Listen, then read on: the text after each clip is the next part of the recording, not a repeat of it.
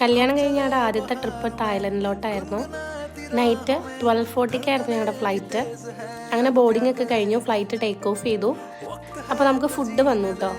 കുറേ കട്ട് ഫ്രൂട്ട്സും ഒരു പേസ്ട്രിയും അതുപോലെ തന്നെ ഒരു റൈസ് വിത്ത് അവരുടെ ഒരു ഗ്രേവിയൊക്കെ ആയിരുന്നു നമുക്ക് ഫുഡായിട്ടുണ്ടായേ. തായ് എയർവേസിലായിരുന്നു നമ്മൾ പോയത്. അങ്ങനെ ഒരു 4 മണിക്കൂറത്തെ യാത്രയ്ക്ക് ശേഷം നമ്മൾ തായ്ലൻഡിലെത്തി. നമ്മൾ ബാങ്കോക്കിലോട്ടായിരുന്നു ആദ്യം പോയത്.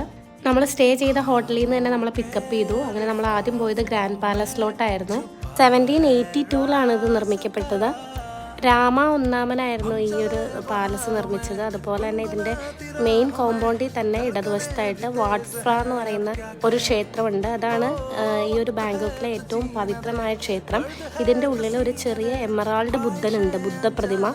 അത് ഭയങ്കര കോസ്റ്റ്ലിയാണ്. അതുപോലെ തന്നെ അതിൻ്റെ ചുറ്റുമുള്ള എല്ലാം സ്വർണം കൊണ്ട് നിർമ്മിക്കപ്പെട്ടതാണ്. ഭയങ്കര അടിപൊളിയായിട്ടുള്ള ആർക്കിടെക്ചറാണ് ഇവിടെ.